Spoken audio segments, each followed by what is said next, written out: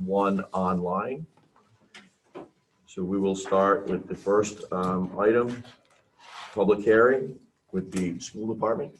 Good evening. Proceed. Good to see everybody. So this year has most definitely been challenging, to say the least.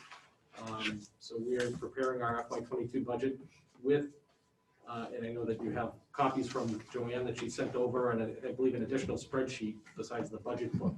Yeah, everybody should have it in there. So we built this budget, I think 3 or 4 times already, not knowing how the state was going to land, not knowing about funding from the state, additional funds due to COVID. So through all that process, we've gone through about 3 or 4 iterations of the budget.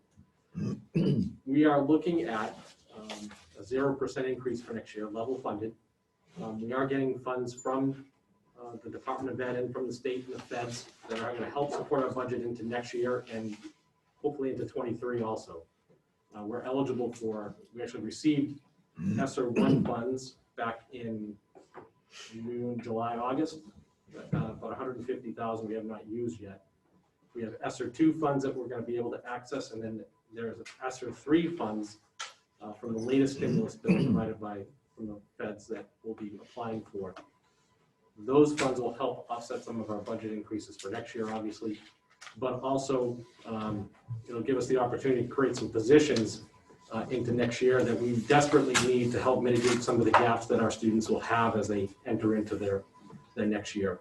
I was looking at some baseline data today on just quickly some students and their reading levels at the K level at kindergarten, not where they want to be, not where we want them to be. So we have 2 months now with students in person that we're going to try to shrink those gaps, but definitely going to see some in the fall. So we're looking to add some additional elementary positions, again, through COVID funds to help support that. We're looking for tutors at middle school and high school, again, help mitigate some of those gaps and prepare them for some testing that they will be taking next year. We're also looking at adding some district level positions like a licensed practical nurse to help our current nurses with pool testing and virus mitigation, but also a social worker to help re-engage students back into the classrooms and to help parents with any additional needs that they have entering into the new school year, now and into the new school year. Oh, thank you. That's your good side. Yeah, that's my good side. So it's a lot of information real quick, but I entertain any questions you might have. I can outline additional positions if you'd like to go into a little bit more depth. If I could ask you a few questions just to kick it off. So the total budget request is $27,878,000, and at the top it says total contracted salaries are increasing by $557,000, and those are contractual increases with I'm assuming the teachers, their unions, right? So that is a fixed number. That's correct. Okay. And then there's a number of smaller items, and then there's other salary decreases by $296,000. What's that decrease of $296,000 represent? Joanne? Yep. So the other salary is when we had override funds, the funds that were not utilized. If you see on the FY21 budget was about $396,000, and I can't say not utilized, but that's what we had remaining in there. And so the dollar change to what we're budgeting next year for $150,000 for contingencies, which is lane changes for the teachers and any other changes with employees that are unanticipated at this time. Then there's another group of small line item changes. And then there's total tuition decreases by $533,000, and it decreases down to $1.985 million. What's the $533,000 tuition decrease? So the tuition decrease is primarily due to our special education out of district budget. And last year, when we were creating our budget, we had a couple of students that were in a much higher cost financially placements. And this year, we don't have the need to include those students in the budget. So I have worked with Mrs. Lawrence and Mrs. Laboda in the special ed department to go over all of our known and potential placements to be sure that we're capturing all the needs, all of the costs that we're aware of up until today to be included in the budget for FY22. So it's because a specific small number of students no longer need that type of service. Is that correct? Correct. Correct. Or they graduated from their program.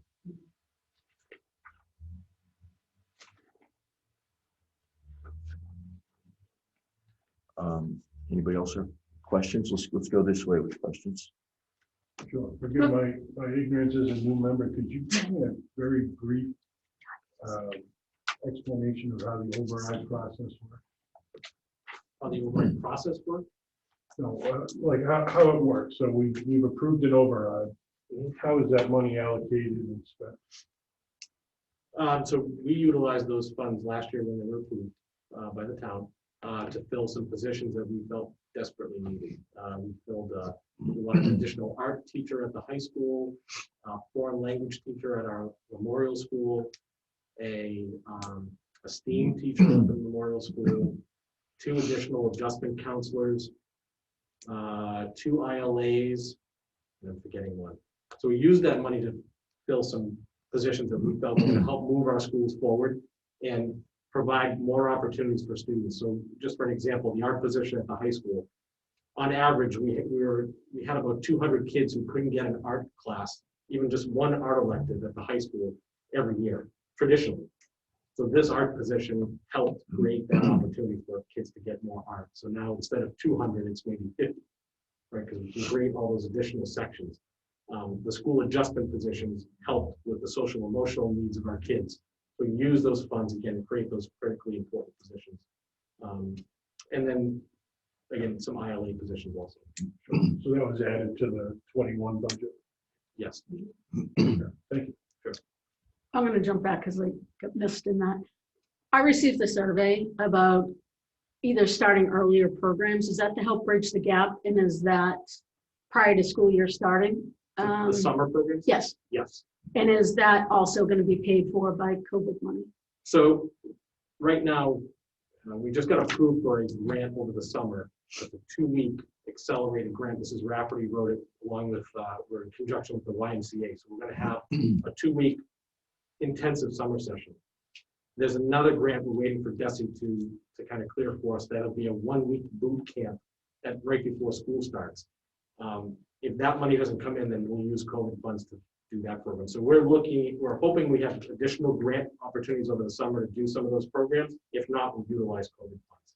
Will those, I know you said there's a lot of issues at the lower grades from the lack of attendance, lack of availability of school. Yeah. Is that also, is the program's going to be run at those schools independently as well? We're looking at that right now, how to develop those programs. The 2-week program, I believe we're going up to grade 8. The summer, the 1-week boot camp, I don't have all the particulars yet on that program because it hasn't come out from DESI yet, but I can get more info once I get it. But just to highlight again, in that FY22 budget, we're adding 2 tutoring or interventionist positions at the high school to create these academic drop-in centers because we recognize that our high schoolers need that support also.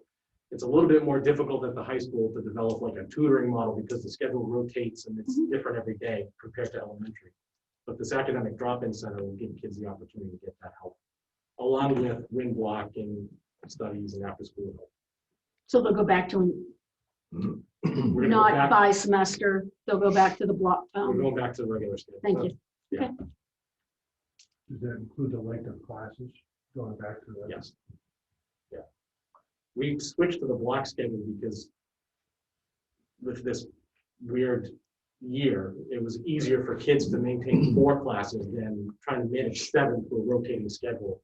So it worked out well, but we know that that's not something we want to run long-term. Okay. I just want to say, as someone with an undiagnosed learning disability, yeah, I know it's a lot of trouble. It's worth it. Um, Jennifer, any questions? Nope. Does anybody else have any comments or questions on the school department budget?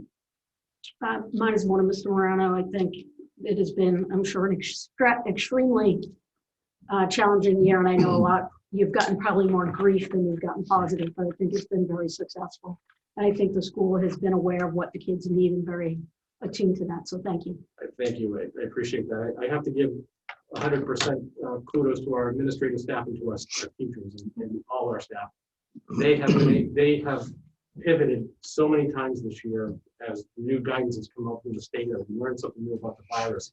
So this has changed from when we started in September to now. So our teachers and staff have done a phenomenal job, and there's no perfect process to this, but they've done really, really well. So we have a lot of work to do. So if somebody could, I just want to make sure that from an IT security standpoint, if there was a hack or some other ransomware at the school department or the town, it would be a very expensive episode for the town. So my comment is, could you assure us that you have all the funds that you need to prevent all the security that, you know, the school department should have to prevent ransomware or other type of hack that would take down the IT system and the school system? I mean, is there something that you need that's not in the budget? Is there something that you'd like to have that's not in the budget in order to prevent a ransomware type attack that would take down the school's IT structure? I know Mr. Garofano's on it, and I'm sure you just saw what happened in Haverhill. That's why, that's the biggie that happened. Turn it over to Mr. Garofano. All right, thank you. Good evening, Mike Garofano, IT Director for the schools. So, you know, I've been doing this a very long time, and as I'm sure you all know, there's really no system out there that's 100% foolproof, including banks and commerce and so on. We definitely have room for improvement. We made some huge strides this year. We upgraded our firewall, and that's just a piece of it. However, really where, when you're talking about ransomware, it's more, it occurs more at the client level, at what security people or IT people refer to as an endpoint, whether it's a Mac, whether it's Windows, whether it's Chromebook, and we have several Chromebooks. Well, while the Chromebooks are, in theory, less susceptible to a ransomware, they are still susceptible at some level.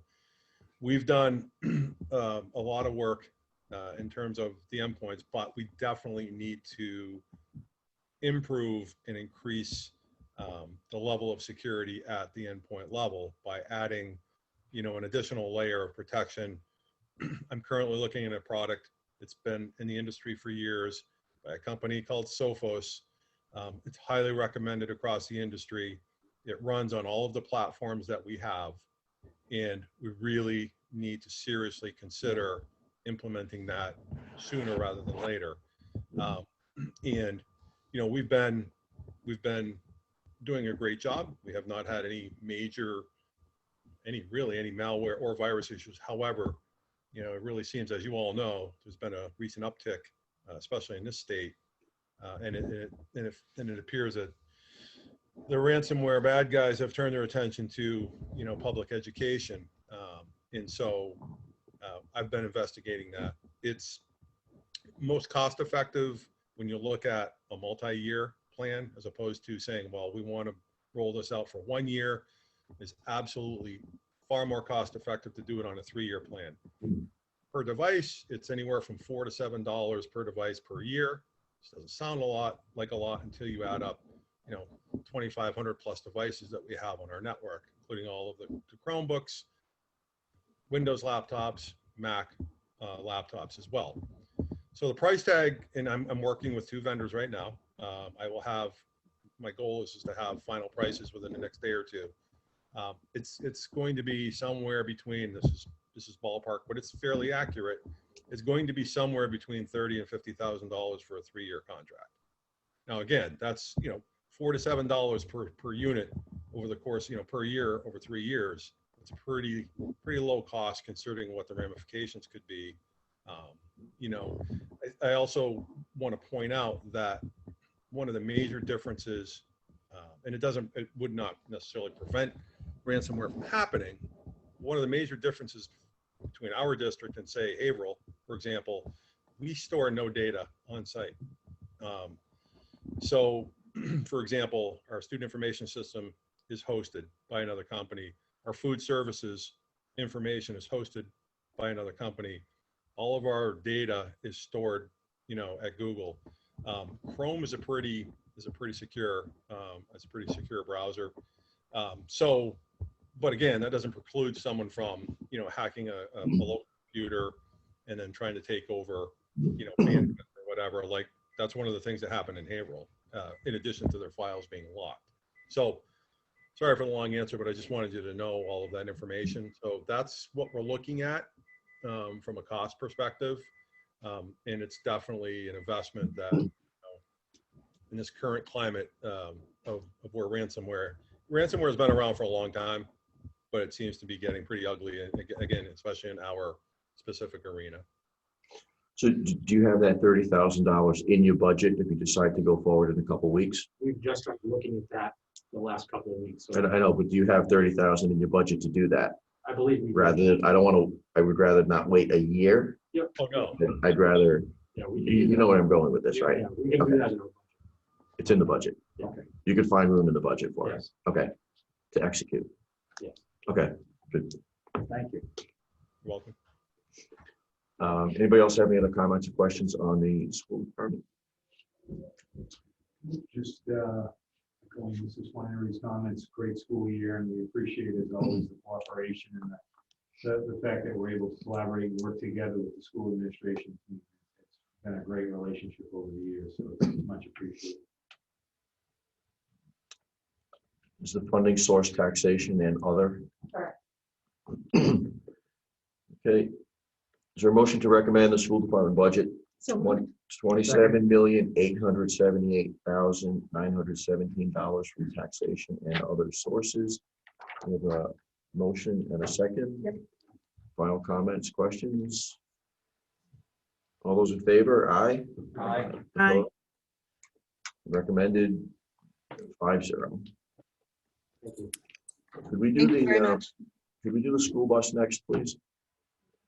Nobody has a problem with that? Transportation? Transportation. Yeah, we haven't done school transportation. I don't know, Joanne, are you prepared to talk about school transportation? I think that'd be, Yes, I can give you some info on school transportation.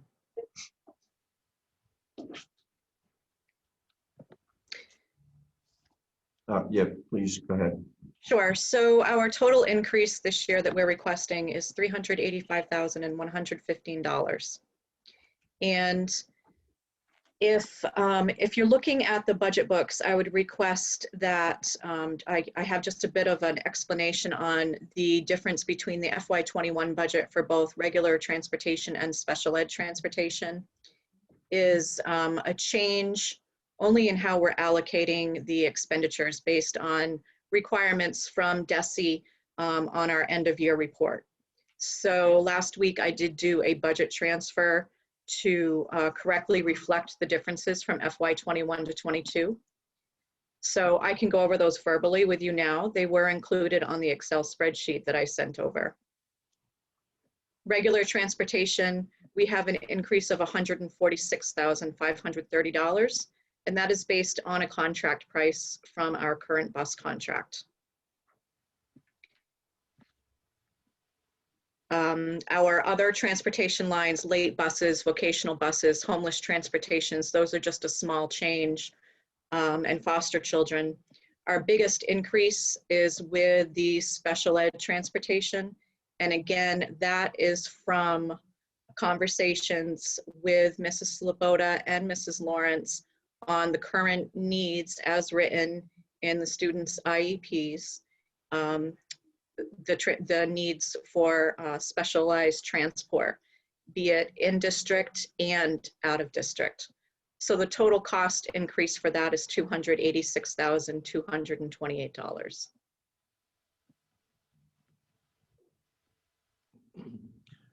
Does anybody have any comments or questions on the school transportation?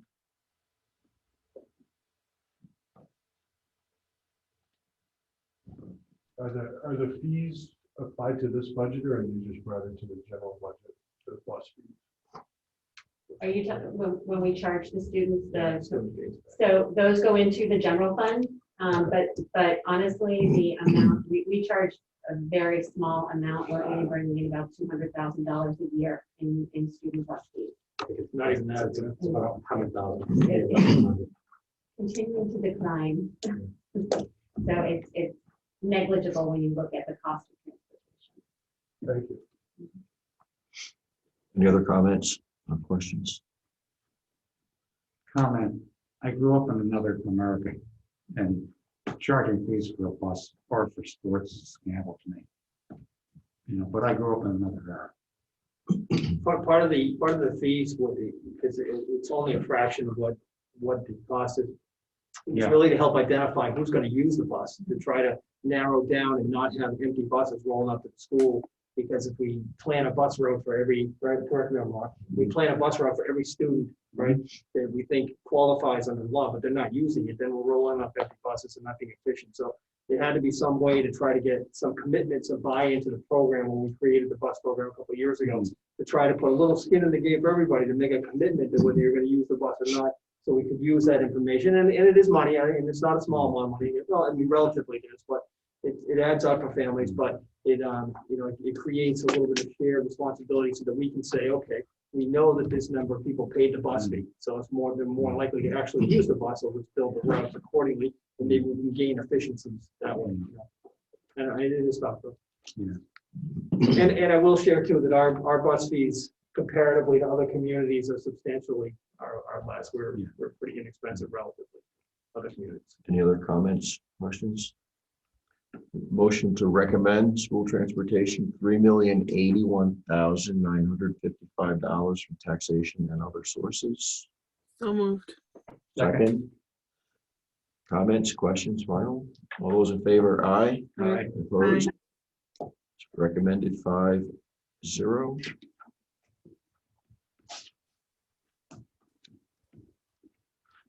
Are there any other school-related items in the warrant or the budget? Or is this it? That's it. Okay, thank you. Thank you. Thank you. Thank you. Thank you.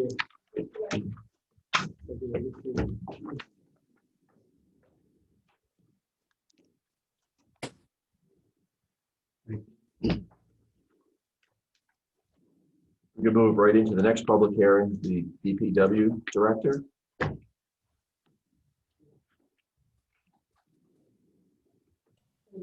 Hello, Hi, Don. can you hear me? Can you hear me? We can hear you. That has been a problem in the past. Okay, great. I believe the first DPW director article is number 9, highway construction. It's the annual Chapter 90 article that allows us to collect Chapter 90 or spend Chapter 90 funds and then get reimbursed by the state. Our current numbers usually sits around $340,000 a year.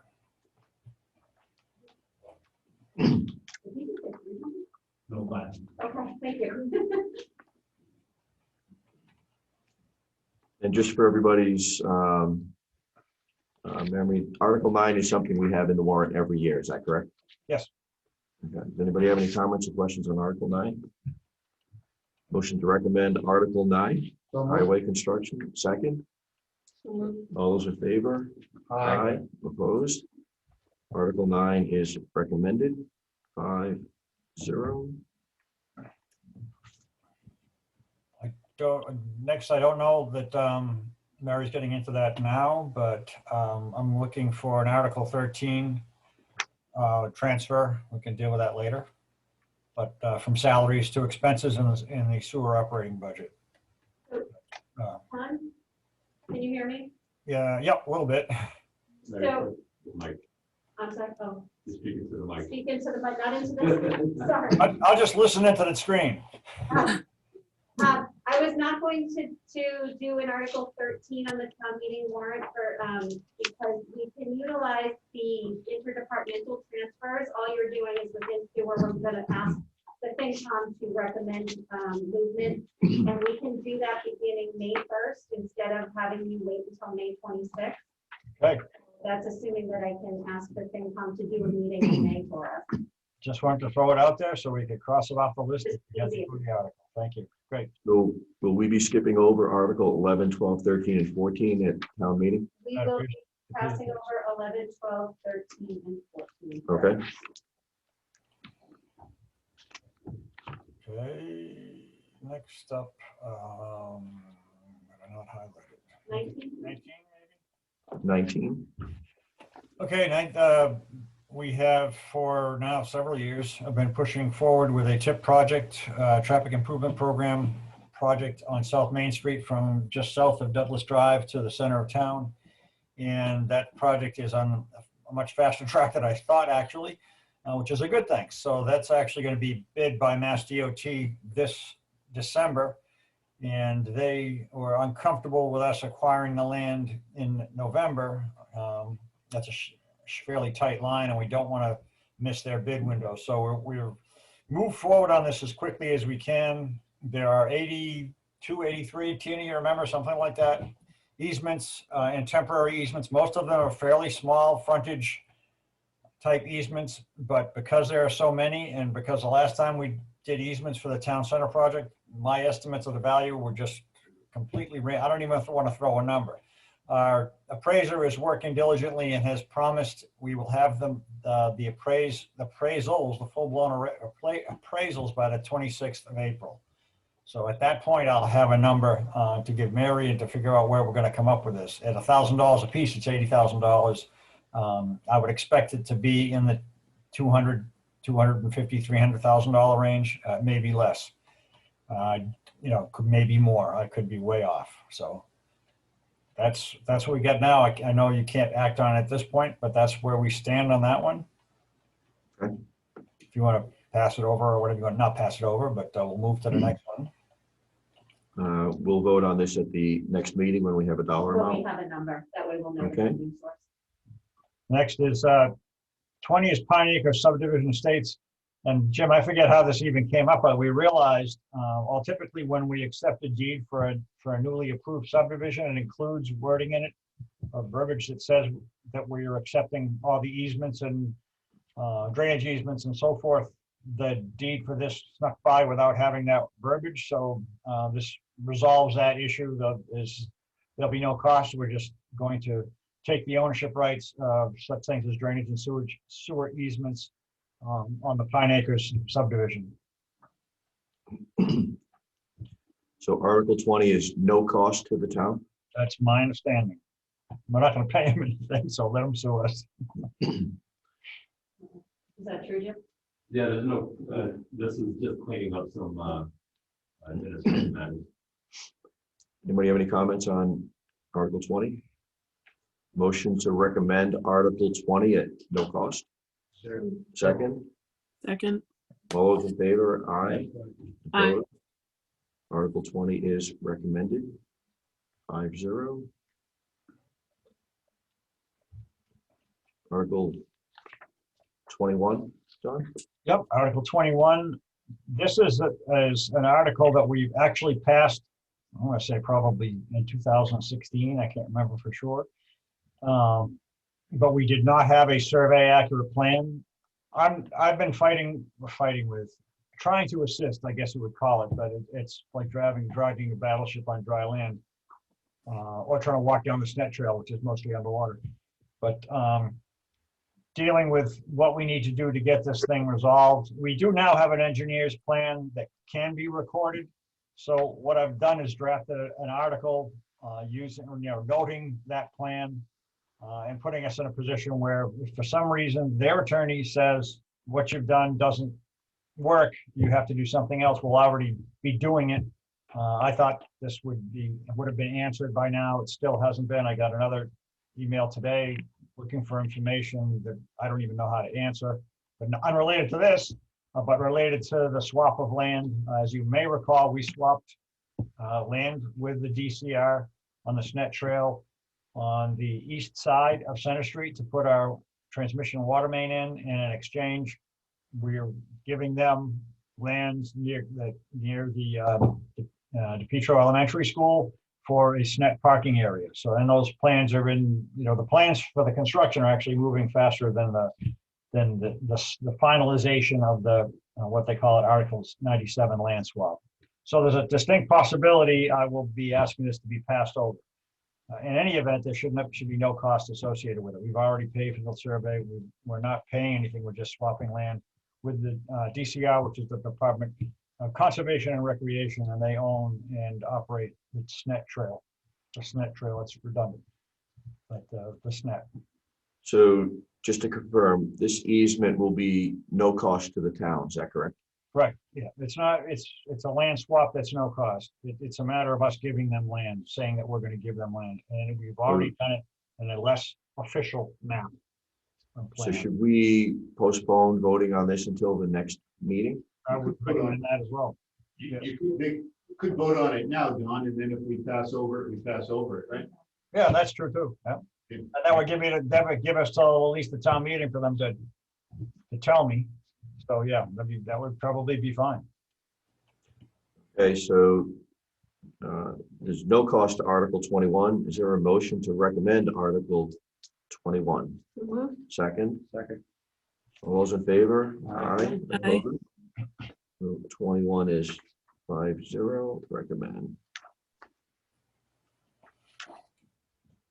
Article 22 and actually 23, they're sort of combined in that they are related to the same thing. We have had a composting contract with the people operating our composting facility since 2005, I think. That sounds right, Dennis. And we just felt it's time to effectively rebid it, to put it back out, so we've got a request for proposals are coming in at the very end of the month. But in all cases, this is the kind of operation that you can't do for a year at a time. You can't even do for 3 years. So we need town meeting authorization to sign a lease for up to 10 years. And similarly, doing the contract composting operation for up to 10 years. So imagine somebody moving in to do this and then needing to move out after a year with a renewal. So this is something that is fairly standard. I think we were running the last one at 5 years. We've only got 3 proposals or proposers from as far as who's taken them out. 2 have indicated that they would be uncomfortable if it was less than 10 years, and you can fully understand as they are going to sort of mobilize an operation there and don't want to be kicked out on short notice. So that's both of those. One is for the lease of land, and the other is the contracted services. And the lease of land allows them to use the land that's for the compost area for some of their own profit in order to minimize our cost. And their composting services, they take all the stuff that gets dumped just past the recycling center off to the left of the closed landfill, bag leaves, brush, and so forth, and they make that disappear and process it into probably compost or whatever, and make some compost available for the town as well as for the town residents.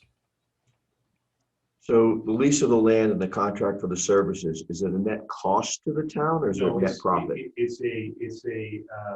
It ends up being of benefits. The reason we entered into it initially was because we were spending $10,000 to $15,000 a year to have someone come in and grind up all of the brush and get rid of all the compost that residents bring in.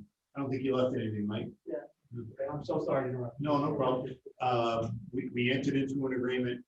They take care of all of our brush, all of our compost, and provide some compost for residents out in front at no cost to the town. They also provide a price which is better than what we could otherwise get to dispose of our street sweepings as well as our catch basin cleaning debris, because some of that they can actually mix into this compost. So they've got a commercial operation, which is what we have an RFP out for right now. Costs nothing to the town, and it actually saves us money operational. Okay. So I just wanted- That's why we do it. And it's out and back where you wouldn't even know it's there unless you drove all the way around the back of the landfill, which you wouldn't do. So would they process it on site? They process it on site, yes. Yeah, they process it, they have, the lease allows them to have a commercial operation. It's not just our composting. They're hauling stuff in, they're processing, hauling stuff out. We also limit the number of trucks, and it's a minimum amount of trucking in and out. So it's pretty well controlled. There's a potential, although we've asked them to front some improvements that we've wanted there, a better security gate, and some other sort of minor improvements. So, and there's a potential that we'll actually make money on it.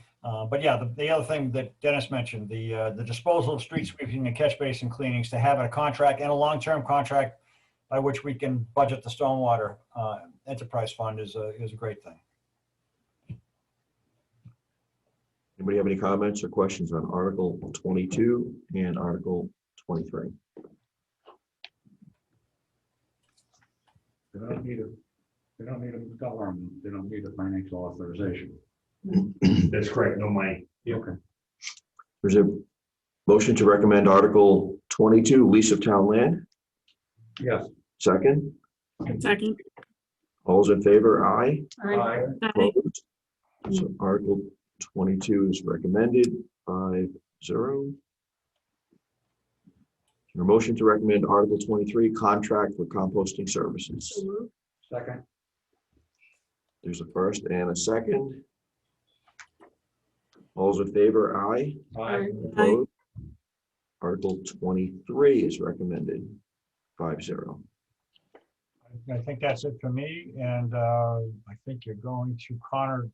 The DPW will recommend the acceptance of Connor Lane, so I think that wraps me up for the evening. Okay, thank you. Okay, thank you. Thank you, Don. So could we do Article 17 next?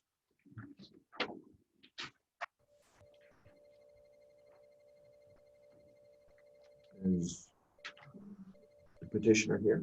Yep. Yes, Chris Mason is here. Okay.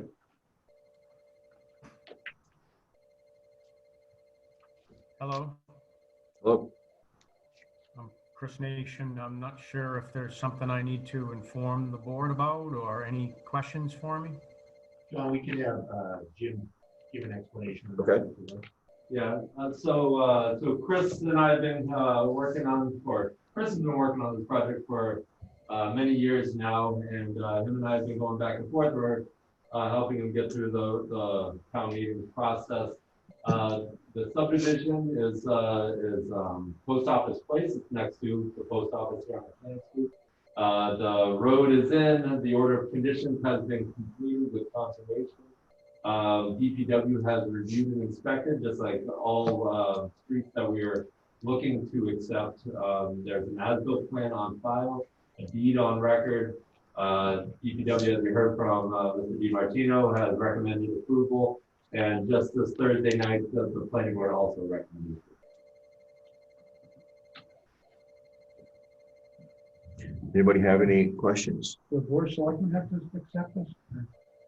I don't think so. I can't remember if we do, or it's a good question, but the board will vote to recommend at the end of the process, which this is, everybody is recommending. So certainly we want to service those taxpayers that live on Farnell Lane. So I can't remember, to be honest with you, if we formally accept or don't. Are there any questions from anybody that is online? Is there a motion to recommend Article 17, Connor Lane Street acceptance? So move. Second. Second. All those in favor? Aye. Aye. Opposed? Article 17 is recommended, 5-0. Thank you. Way to go, Christopher. Thank you, Chris. You're all set. Thank you, board, and thank you, Jim, for all your help.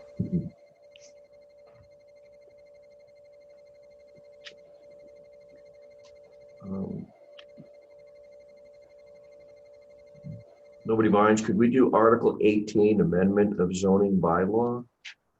This has already been subject to a public hearing, is that correct? That is correct. The planning board held a public hearing last Thursday, so it was noticed in the paper. And, the public hearing was conducted. We did have a few in attendance.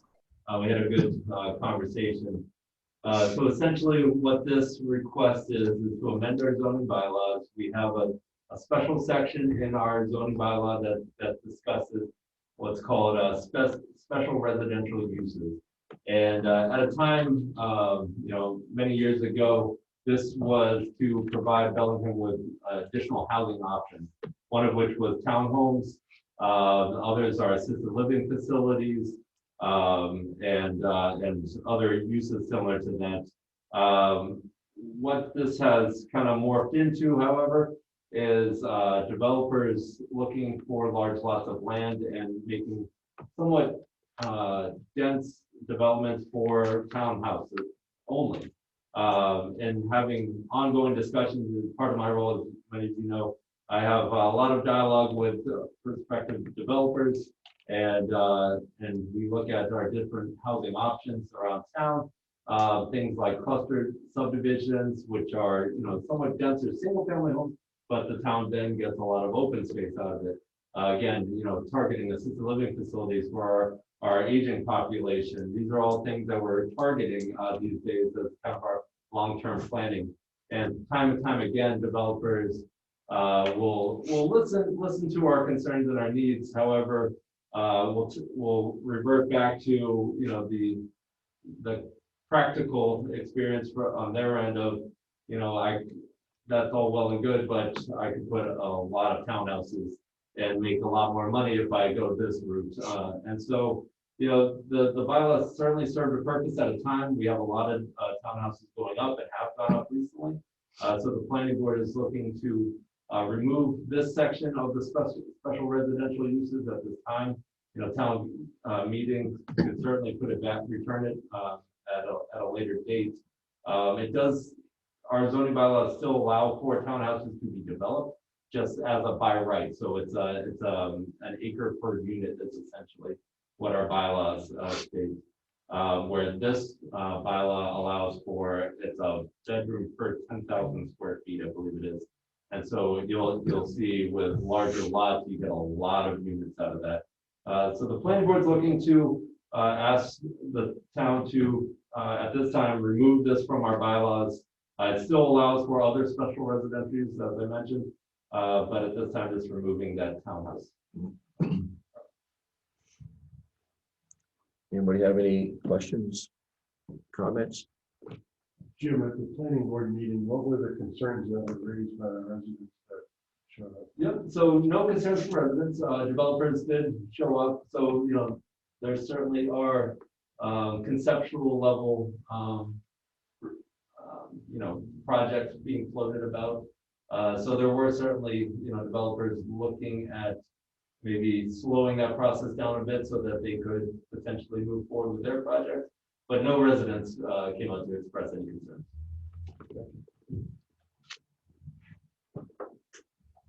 Are there any other questions, comments on Article 18?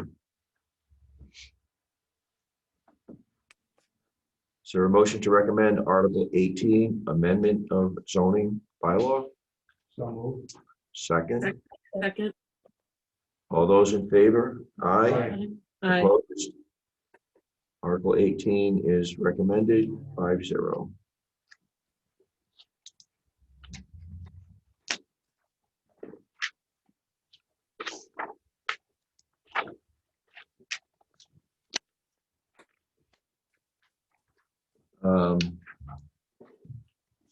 Mary, you had some accounts that you wanted to go over? We do, or do you want to finish up with the warrant article? Which are the ones we're going to do tonight? 24 through 27.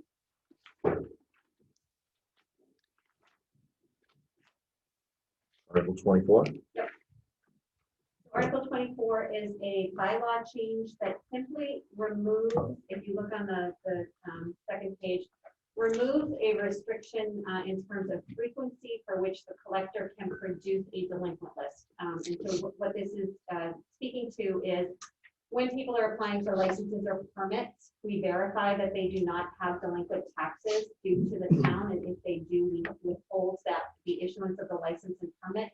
This bylaw change is saying that the treasurer collector's office can look for that delinquency at a period that is more frequent than once a year. So as soon as a taxpayer is delinquent, has missed a due date, they can then be considered to have their license or permit withheld. New licenses and permits, we're not going to be pulling ones that have already been granted, but this is a simple bylaw change to remove the restriction that says that the treasurer collector can only produce the delinquency list once a year. Okay. Anybody have any comments or questions on Article 24? Anybody online? Nope. Is there a motion to recommend Article 24, Amendment of Town Bylaw 71-4? So moved. Second. Second. All those in favor? Aye. Aye. Opposed? Article 24 is recommended, 5-0.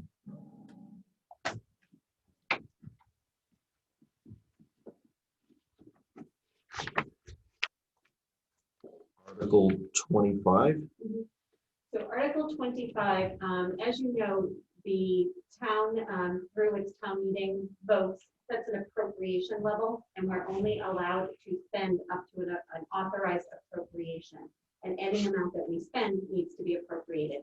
This article is speaking to allowing the town to enter into an agreement with a vendor through which their payment, the payment due to the vendor, will be withheld from the proceeds that we receive from the vendor. So what's happening is that the school department is looking to enter into a contract with a vendor for the vendor to go out and maximize the revenue that is due to the community through a federal program. So the vendor is a consulting firm. They're going to do work for us, and any money that they recover for the town, the vendor will withhold their fee from the amount that has been recovered and then remit the balance to us.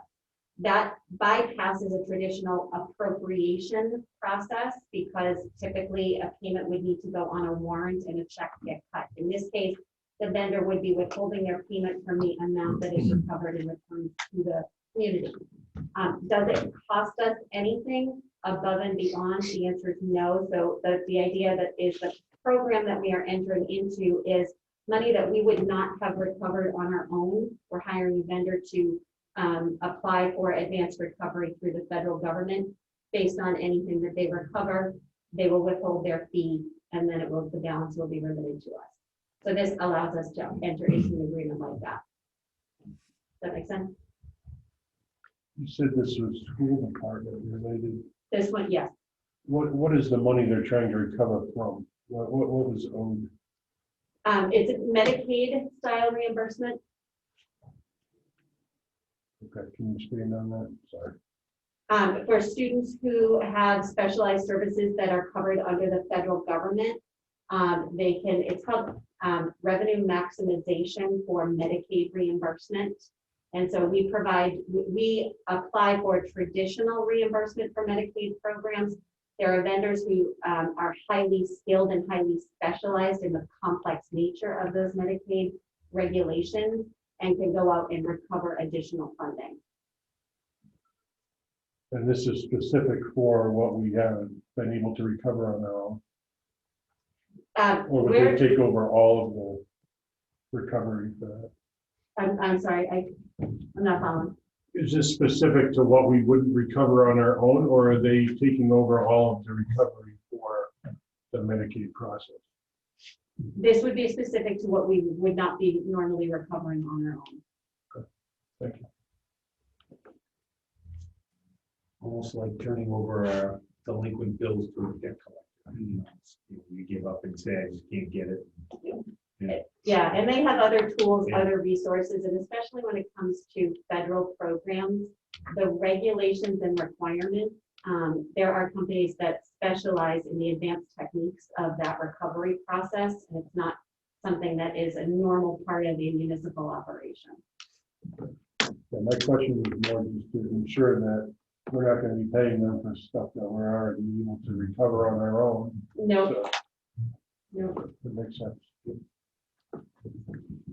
Any other questions on Article 25? Motion to recommend Article 25, adopting Mass General Law, Chapter 4470, payment for municipal programs. So moved. Is there a second? All those in favor? Aye. Aye. Does any, just a question, does this only affect the schools or can other other town areas use the same process? So I'm just reading it right now. Hang on 1 second. Is it, yeah, I didn't, Because the first set of language that came out, it was specific to the schools. I was hoping to have it more broad because we had other applications of it. And it appears to be broad enough that it's not just the school. okay. Article 25 is recommended 5-0.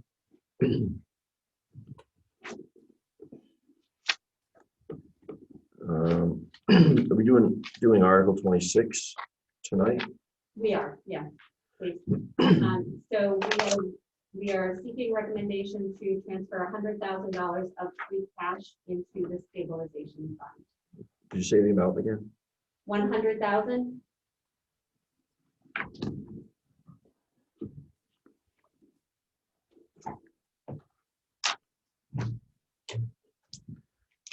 Anybody have any comments?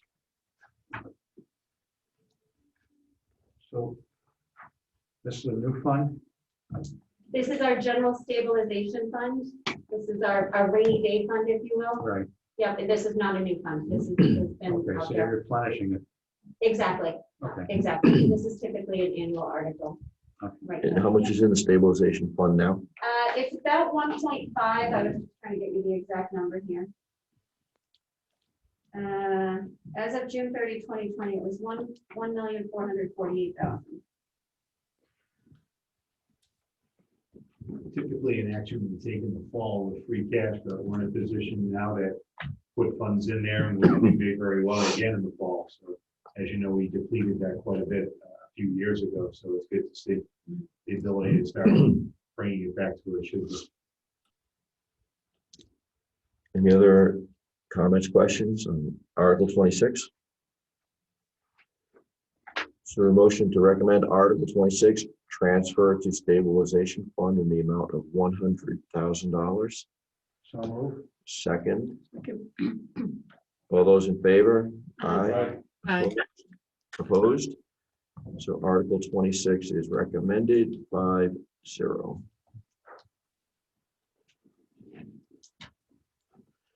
We have one unpaid bill for $17.50. Kelly and Ryan is the vendor. Anybody have any questions on that, or can we vote to approve? And if you look at the date, it was issued on June 30, and it just didn't make it in time for the cutoff. So. Motion to authorize and recommend payment of the invoice for $17.50. Second, all those in favor? Aye. Aye. Opposed? Do we have to sign this or? No. Okay.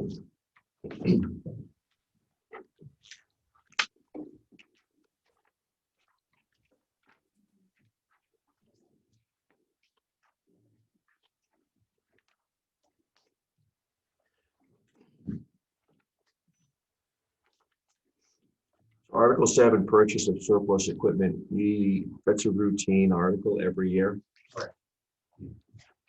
Everybody remember that from prior years? Motion to recommend Article 7, purchase of surplus equipment. So move. Second. Second. All those in favor, aye. Aye. Opposed? Article 7 is recommended. Article 8, town property auction. Again, this is in every town meeting warrant. Any comments or questions?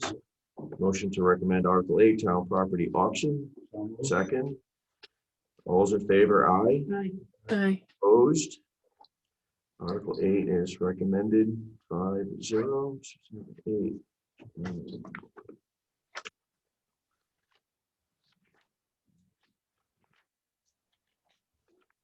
That is everything that we can do tonight.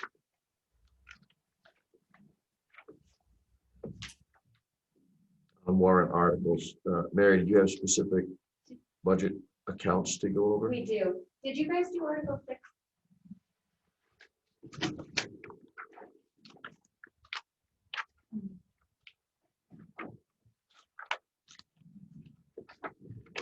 We did not. Article 6, conveyance and easement? No. Okay. I'm sorry. Did you want to go? Did you guys want to do this article or do you want to do the two budgets? It's up to you.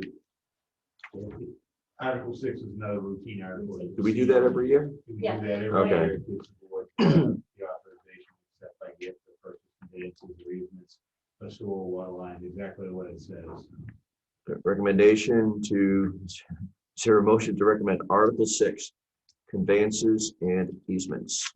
So moved. Second, Second. all those in favor of recommending Article 6, aye. Opposed? So Article 6 is recommended, 5-0.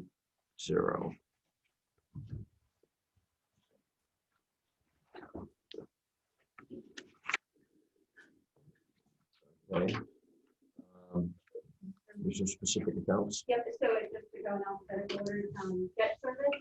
So we have two that were left off, debt service and group insurance. And I had asked you to, guys, to hold, if you wouldn't mind holding off on the debt service budget, because I just wanted to go back to our financial advisor and talk to them about refunding. And although we are going to include the refunding as part of the debt issue next month when we go to issue our bonds, the refunding amount is so small that it's actually not going to change the debt service in FY22, and it's only going to change it in very de minimis amounts going forward. However, it does result in overall savings for the town, so we will pursue it. But so what that means is that the debt schedule that I gave to you at our last meeting is the number that I am looking to have approved. So the refunding is not going to impact it and change the number. That's where we left it last time. So the debt schedule, you guys have gotten a revised one, and it looks like that. Is that what you're doing? What's the dollar amount? General fund, 4,503,615.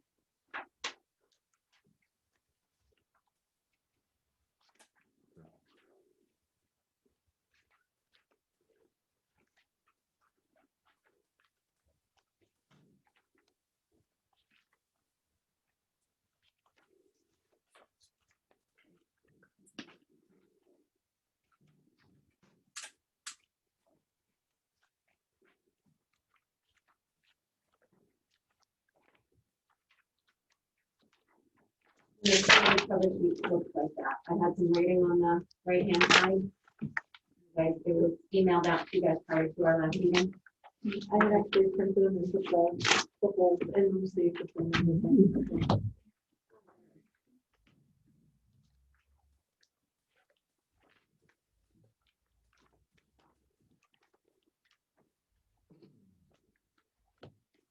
Anybody have any questions on account 750, debt service? Amount of $4,503,615.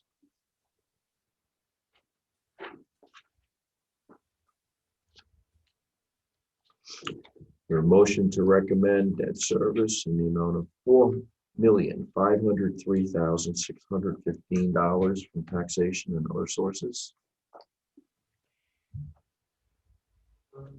Motion. So moved. Second. Second. Nope, I haven't given it. All those in favor? Aye. Aye. Opposed? Recommended? 5-0.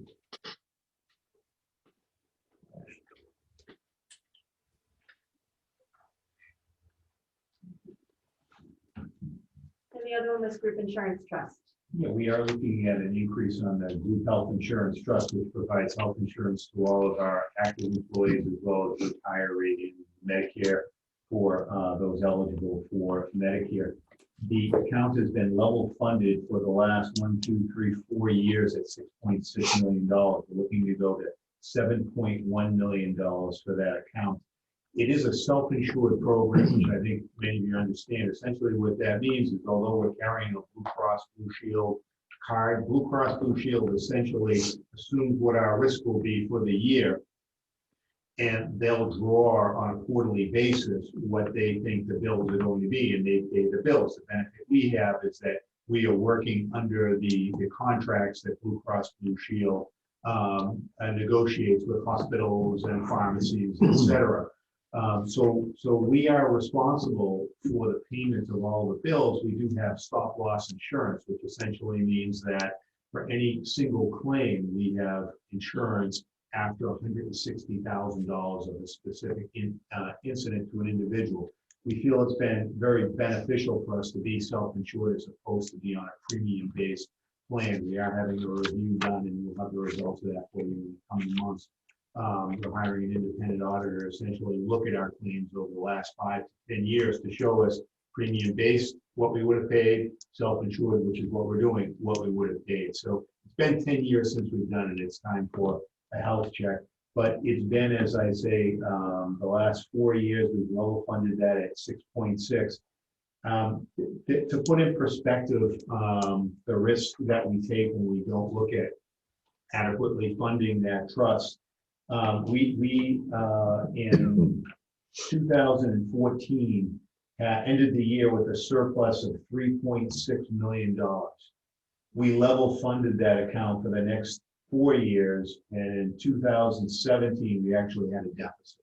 So you need, with a self-insured program, you need to make sure that you're maintaining a reasonable balance in there. So when times are good, you're building it up, and when times are you're having bad experiences, a little less in there. I know John and I and Mary had a lot of discussion because it's an area that John has professional experience in. And I think we all agree that it's time to look at an increase for that account. We think it's any funds that go in there stay in the trust. They're not turned over at the end of the year. And we have to build that balance up. So, what's the balance now? the balance right now at the end of last fiscal year was $2,395,000.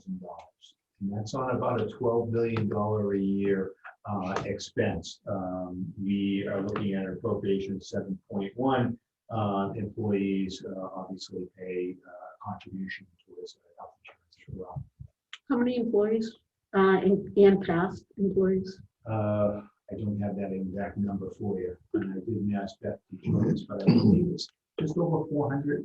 Mary, is that someone? I actually got the document. It's Yeah, when you just my office, retirees. come down. I'll be here. I'll be here all night, I think, because I have charters. You have charter? Okay, I'll go pull it up and show you, unless Dawn still has any of it that comes from the meeting the other day. Okay.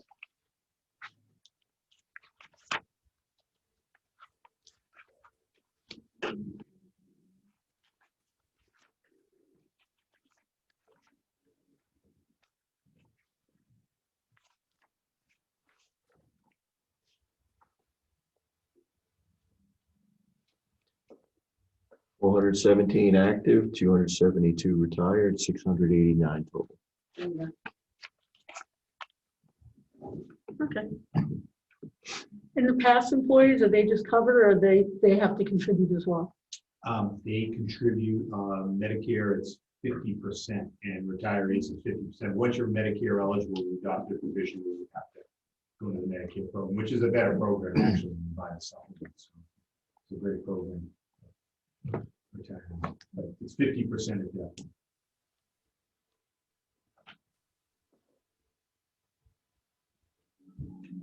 Anybody else have any comments or questions on the $7.1 million transfer to health insurance trust?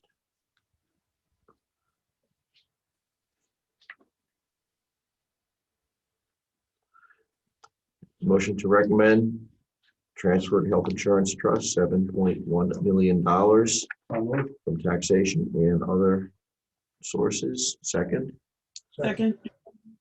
all those in favor? Aye. Aye. Opposed? So recommended 5-0.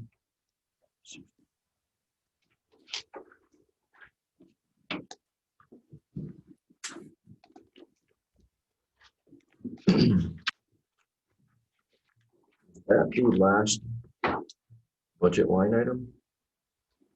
I was just gonna ask Tina, according to my notes, that's the last one. Do you agree? I had four that were held over from last time. Yeah, with the school and the transportation. Has this been done before town meeting before? We've done all the line items. You've done all the line Yep. items, yeah. Okay. Yep. Do you have anything else tonight? If I have minutes from the last meeting. I have a question. I'm not sure this is an appropriate time or place because it's been a couple of times that we've seen selectmen approving things before they go through FinCom, which has caused a concern. In one of those, and I have further questions on Larry's raise, which the more I thought about it, sort of I had more questions on it. Now, is he stagnant now, or will he be coming back for another raise if he's reelected in 3 or 4 years? He submits his budget every year. The way the budget process works is obviously they come in to me, I make my recommendations to the Board of Selectmen, and the Board of Selectmen adopt the budget and send it to you for your recommendation. So the board would vote to adopt the budget and then send it to your board for hearings, and your board certainly could vote to recommend something different. But that's But I guess my thing with Larry's position is, should someone else be elected, or he's elected again, which seems to be the, well, that would be next year. Yeah. Not this okay, year. sorry. Would he then be coming back the next year and saying he'd like another increase? He certainly could do that, and then it goes through the same process. It would be the same process that we go through with every budget every year. So you got to look at it every year. Is there a conversation before the person pulls papers or takes that position, what their salary would be? Or is it, in his case, as I was sort of led to believe, he assumed he'd automatically make what Ann was making? It's a unique situation because really it's the only position that has a salary like that. The budget was submitted by the previous town clerk, and that budget was submitted knowing that somebody new was coming in, and that person looked at it, the previous town clerk, and looked at it made sense to drop that budget down. That was her budget. That was the budget that was presented. It was cut by about $6,000 in the salary line item. So, we went through the process. I guess my question with that, again, understanding this is a very Unique. unique, Yeah, really. but that doesn't really make it all that different. It just needs to be a better process. Does that make it so, say Larry's up for election next year, he does his account and then says, oh, well, there's a good chance up my salary. He certainly could put in for that, but then it's up to, same as every other department. Any department could put in and say, I want a $20,000 bump. It still has to go through each step of the process, and ultimately town meeting makes the final decision. So sure, he could put in something next year or request a salary increase, but it would go through the same review process. Myself, selectmen, finance committee, and ultimately town meeting. So it's no Considering different. how unique it is there a mechanism to address it in another manner? Are there bylaws or something where? Town meeting ultimately adopts the budget. It's just one part of the budget. So you get a planning board that's an elected board with stipends. You've got selectmen that are elected board with stipends. So theoretically, you could have a similar situation there, but you're talking much smaller dollars, full-time salary. But it goes through the budget process. I say it's unique only in that it's somebody that truly serves at, it's a salaried position. So it's in essence somebody's livelihood, and they truly do serve 3 years at a time. Has it been benchmarked at all? It has not been benchmarked recently. The previous town clerk did do a salary survey. It is certainly on the low end as far as area communities. But that's not unlike a lot of positions in town. Bellingham tends to be a little on the lower end. I mean, if you go towards Blackstone, Uxbridge, then our salaries look pretty good. If you go towards Medway, Walpole, not so good. So we're kind of right in the middle, as far as geographically, as far as how the salaries go. The school department would tell you that they lose a lot of math and science teachers that get skilled to Hopkinton or Holliston, and we probably pick them up from Blackstone and Uxbridge. Just seemed like a pretty considerable bump in a time of where everyone else is running so flat. And, and it's unfortunate that he came in and he was making less than Ann. Sure. But there's several pieces to that. First of all, guys, welcome to gender inequality. Sorry, that was too easy not to take. And second of all, it just seemed like it was, your teachers aren't getting that kind of bump this year, nor other groups. Just weird where there's no real process, I guess. I guess that what I would say is that the process for that elected position is what we're going through now. It's not uncommon. I mean, it's the struggle with elected positions versus appointed, and it's handled the same way in every community.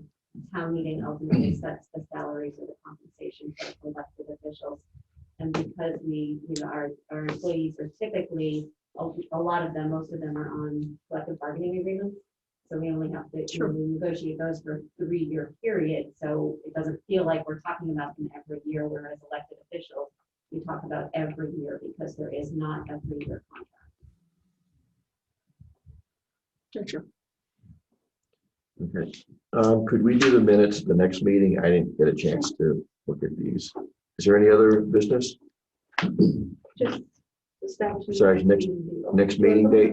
The next meeting date, just because I wanted to highlight it for you guys, 2 things, Article 1 and Article 10.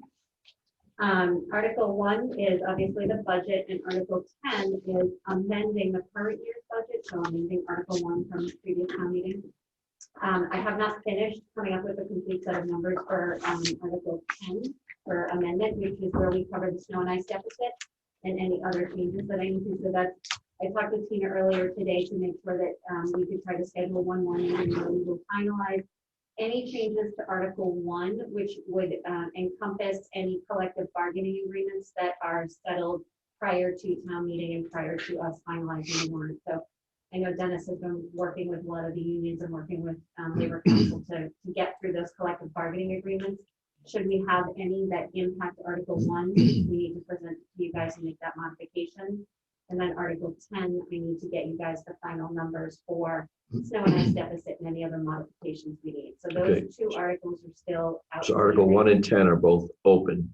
Correct. Okay, when's our next meeting date? So we were gonna try for, the selectmen's meeting Monday, the 26th at 7. Capital improvement is coming in for the fire department at 6:30. April 25? April 26th. 26? So we were trying to see if we could put in finance before the capital improvement, just the last few items so that we can. I'll be out of town. Okay, so no, when is the next finance committee meeting? Is it scheduled for April 26th? It was to run them dates by you tonight to see if everybody would be available. So do we actually have a meeting scheduled? No. We don't. Okay. My only thought is going to for you, Don is waiting on the appraisal for those easements. And we need that number to vote one of the articles that we talked about tonight that was put on hold. He said it was going to be coming in on the 26th. I don't know if we're going to actually hit that date and be able to have a solid number to bring to these guys. So would it make more sense to ask you guys to delay till just after the 26th when we've gotten that appraisal in hand? And May 3rd. Does May that give 3rd? you enough time to finish everything? Yep. Yeah. Okay. Okay, so May 3rd is our next meeting. Dennis, on that, how many budgets, I mean, how many contracts are still in negotiation or not finalized? I believe we're going, I know we've got two that we've reached agreement with. Okay. That we'll be presenting to you, and optimistic we'll have at least one or two others, so we have a total of 5. Okay, so I will not be here on the site. Yeah, okay. I will not be able to dial. so our next meeting is May 3rd at 5:30. Is that right? Okay. Will you be available for that one? No. That one either. Traveling. Is there any other business before We we? may not have a quorum. Jennifer, will you be available on Monday, May 3rd? Yes, yes, I will be. I'll just We have 4? confirm with Joe, and then we would have 4. Okay. Is there a motion to adjourn the meeting So moved. What time is it? at 6:45?